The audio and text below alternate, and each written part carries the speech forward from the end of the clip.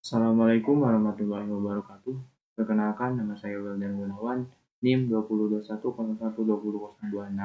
Di sini saya tidak sendiri, ada teman saya yang bernama Said Muhammad Sidik dengan NIM 2021012042. Di sini kita akan menyelesaikan salah satu tugas dengan mata kuliah Sistem Telekomunikasi.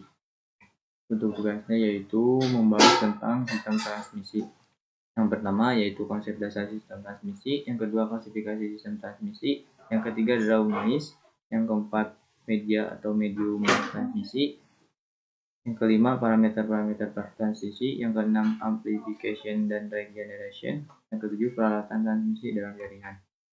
Yang pertama yaitu konsep dasar transmisi. Transmisi adalah proses pengangkutan informasi dari satu titik ke titik lain di dalam suatu jaringan. Yang kedua, jarak antara titik dapat berbeda-beda dan bisa sangat jauh. Yang ketiga, bisa ada banyak elemen jaringan yang terhubung. Yang keempat, elemen tersebut dihubungkan oleh koneksi yang disediakan oleh sistem transmisi. Lalu ada elemen sistem transmisi. Yang pertama, transmitter atau pemancar atau pengirim. Transmitter mengolah sinyal masukan menjadi sinyal yang sesuai dengan karakteristik kanal transmisi. Lalu, pengolahan sinyal meliputi encoding, multiplexing, dan modulasi.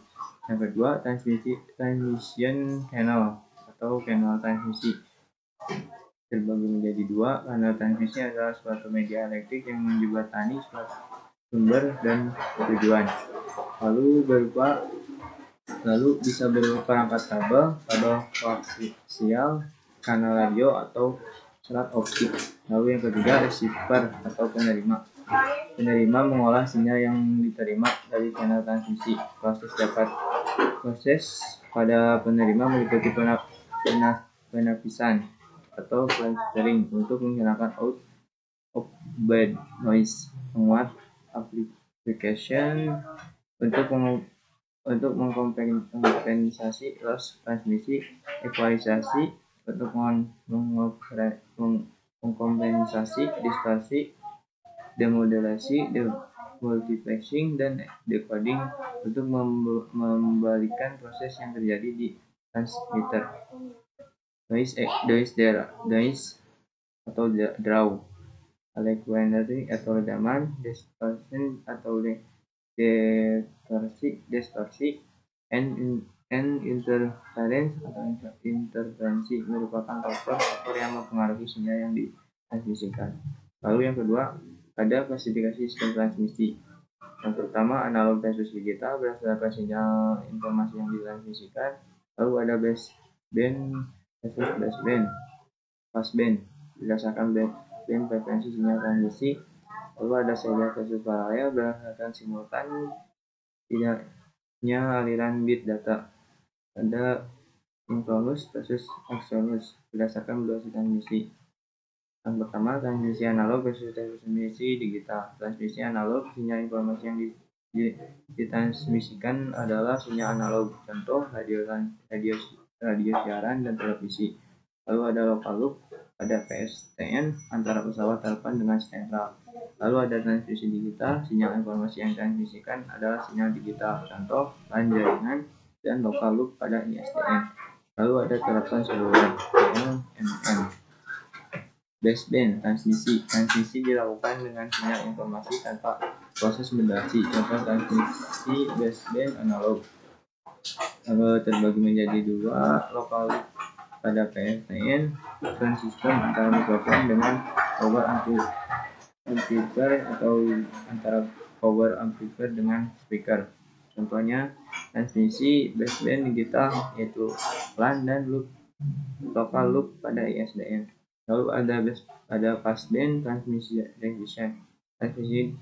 dilakukan dengan melibatkan proses modulasi yang meliputi sinyal informasi pada suatu sinyal pembawa carrier.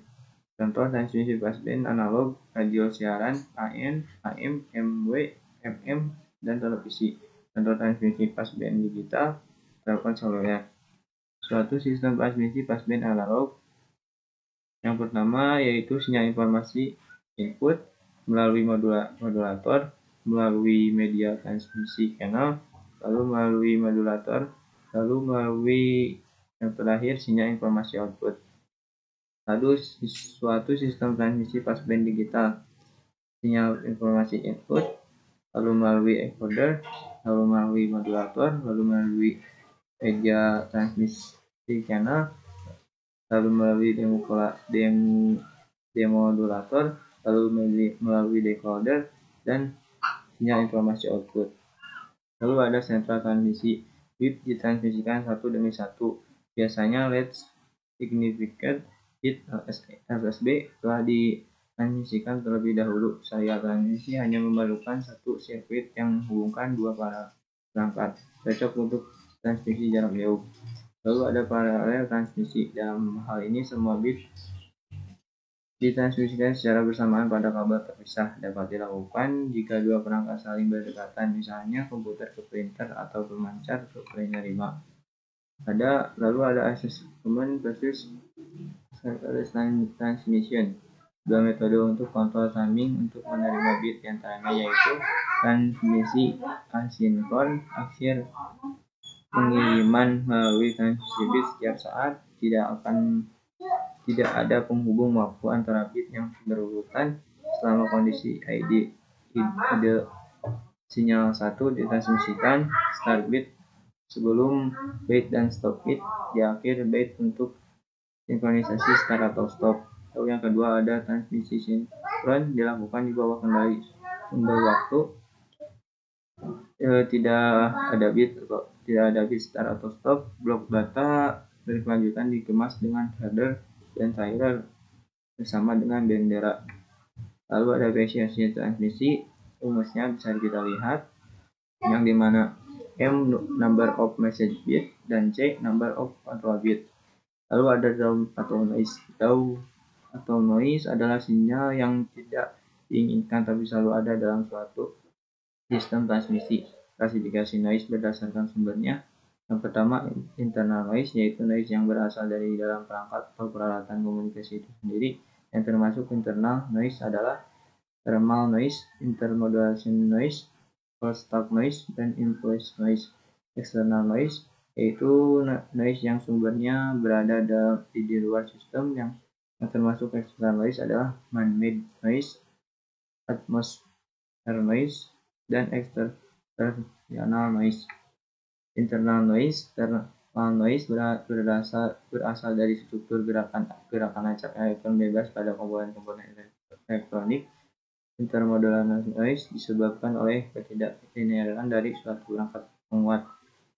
Crosstalk noise disebabkan oleh induksi listrik antara dua atau lebih sinyal yang mengalir dalam suatu transmisi.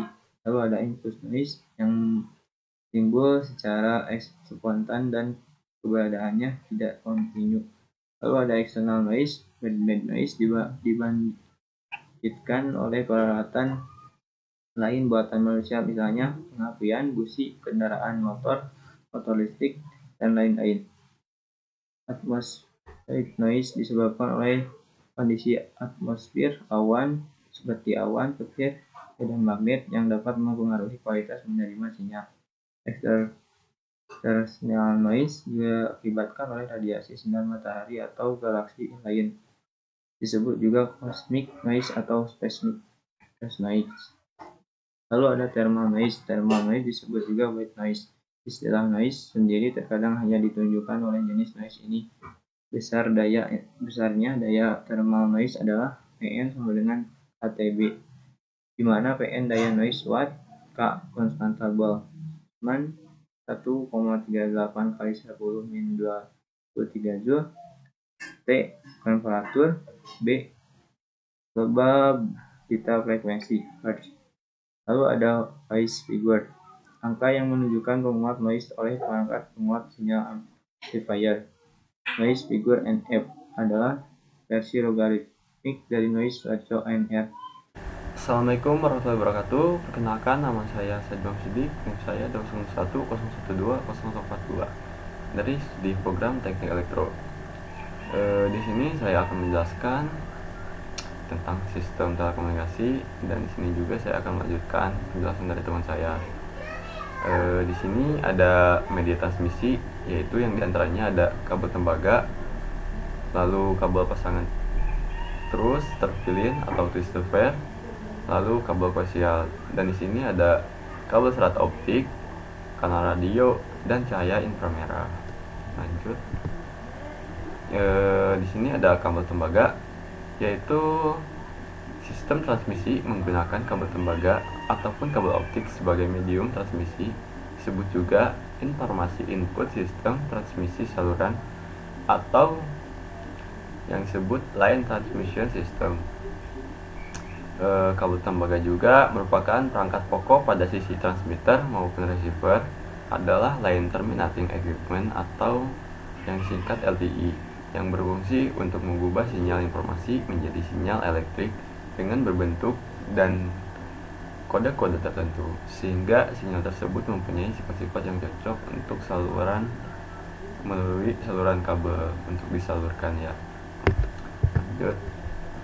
Kabel tembaga yaitu merupakan media transmisi paling tua dan yang paling umum. Dan untuk kelebihannya di sini yaitu instalasinya lebih mudah, praktis, dan lebih murah ya. Dan untuk kekurangannya yaitu yang paling utama adalah redaman yang tinggi dan sensitif terhadap interferensi elektrikal. Dan redaman pada kabel tembaga yaitu bertambah sebanding frekuensi. Kira-kira sesuai formula berikut. AdB sama dengan pangkat K FD FTB, di mana A adalah redaman dalam dB, F adalah frekuensi, dan K adalah konstanta atau spesifik untuk setiap kabel. Sebagai contoh, redaman suatu kabel adalah 6 dB pada frekuensi 250 kHz, lalu redaman pada 1 MHz atau frekuensi 4 kali lebih tinggi, yaitu 12 dB. Dan di sini ada 3 jenis kabel tembaga, yaitu diantaranya ada twisted pair, open wire lines, dan coaxial kabel. Lanjut. Dan di sini ada parameter-parameter transmisi, yaitu yang diantaranya ada daya power, lalu penguat atau gain, lalu redaman atau yang disebut loss atau attenuation, dan atau yaitu yang selanjutnya lebar pita frekuensi atau bandwidth, lalu derau atau noise, lalu signal to noise ratio atau yang disingkat S atau N atau SNR, lalu interferensi, gema atau echo, lalu ada kecepatan bit atau laju bit atau yang disebut bit rate, lalu ada laju data atau data rate, dan di sini ada error rate atau kecepatan kesalahan bit atau yang disebut yang paling umum bit error rate atau yang disingkat dengan BER. Lalu yang terakhir ada pergeseran pulsa atau jitter. Di sini ada penjelasannya. Di sini ada daya atau power, yaitu suatu besaran sinyal yang dihasilkan oleh suatu perangkat yang satuannya adalah watt, dapat juga satuan dB watt dan dBm. Lalu sini ada rumusnya, yaitu P sama dengan V kali I atau P sama dengan V2 per R atau P sama dengan 2 kali R. Dan di sini ada penguat atau gain, yaitu suatu besaran perbandingan daya keluaran terhadap daya masukan dari suatu perangkat penguat, yaitu amplifier. Pada dasarnya tidak ada satuan, tapi biasa dinyatakan dalam dB. Yaitu di sini ada rumusnya, G sama dengan 4 Vin dan G per 10, yaitu log G. Lanjut, di sini ada redaman atau loss atau attenuation, yaitu merupakan suatu besaran perbandingan daya masukan terhadap daya keluaran dari perangkat atau medium transmisi. Pada dasarnya tidak ada satuan, tapi biasa dinyatakan dalam dB. Dalam rumusnya yaitu ada L sama dengan Pin atau Pout, dan LDB sama dengan 10 log L. Lanjut, di sini ada lebar pita frekuensi atau bandwidth, yaitu merupakan lebar dari spektrum frekuensi yang diduduki oleh suatu sinyal, dan satuannya adalah hertz atau yang disingkat Hz.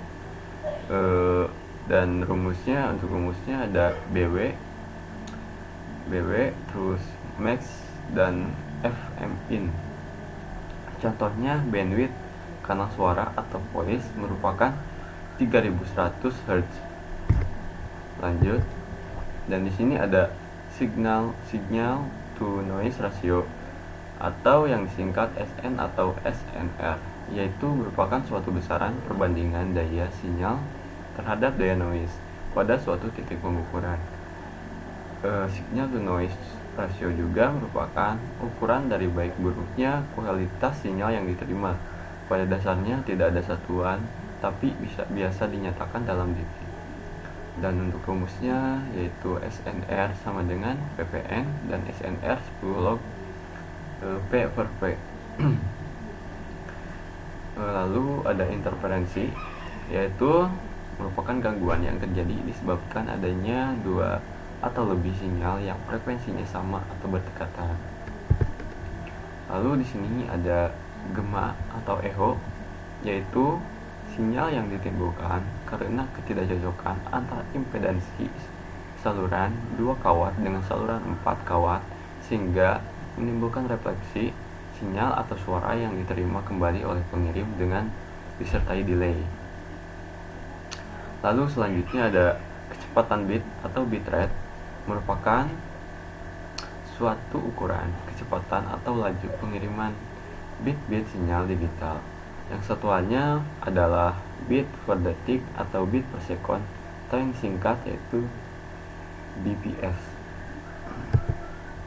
Selanjutnya di sini ada kecepatan kesalahan bit atau bit error rate, yaitu laju kesalahan bit yang terjadi pada pengiriman bit-bit sinyal digital, yaitu bit error rate merupakan ukuran kualitas penerima sinyal digital, biasa disingkat yaitu dengan singkatan BER atau BER, disebut juga dengan error rate.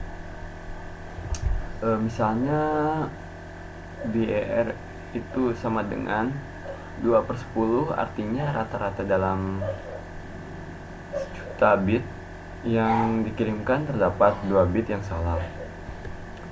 Selanjutnya di sini ada pergeseran pulsa atau yang disebut dengan jitter, yaitu merupakan bergesernya letak atau posisi pulsa dari kedudukan semula atau seharusnya. Besar pergeserannya yang dinamakan itu amplitudo jitter, yang satuannya adalah unit per interval atau yang disingkat dengan UI. Adapun kekerapan pergeserannya yang dinamakan frekuensi jitter, yang satuannya hertz. Selanjutnya di sini ada amplification dan regeneration, yaitu pada transmisi jarak jauh, sinyal yang ditransmisikan akan mengalami redaman, sehingga diperlukan amplifier atau repeater.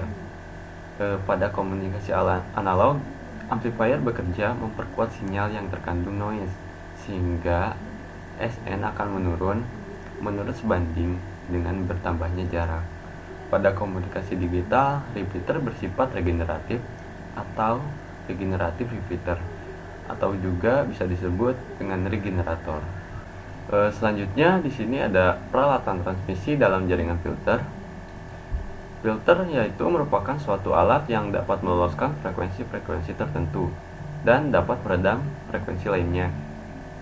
Dan di sini ada jenis-jenis filter, yaitu yang diantaranya adalah low pass filter atau yang disingkat LPF, lalu ada high pass filter atau HPF, dan ada band pass filter atau yang disingkat BPF, dan yang terakhir ada band stop filter yang disingkat ada BSF. Lanjut, di sini ada filter analog dan filter digital, yaitu filter analog merupakan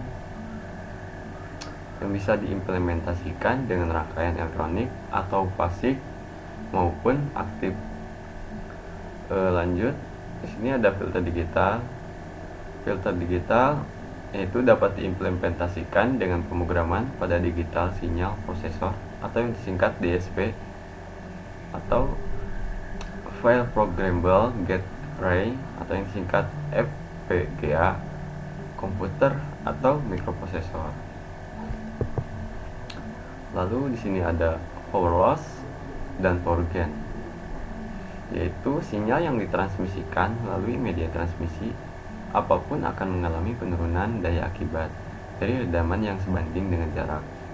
Daya sinyal perlu dikontrol untuk menjaga agar cukup tinggi dibandingkan noise ataupun agar cukup rendah untuk menghindari overload. Dan dalam penurunannya di sini ada daya sinyal atau loss atau attenuation dinyatakan dengan power loss. Sebaliknya, penguatan daya sinyal atau oleh amplifier ataupun antena dan dinyatakan dengan power gain. Power loss biasa disimbolkan dengan L, sedangkan power gain biasa disimbolkan dengan G. Oke, terima kasih. Itu saja yang saya bisa jelaskan. Untuk kekurangannya mohon dimaafkan. Itu saja penjelasan dari saya dan teman saya. Terima kasih.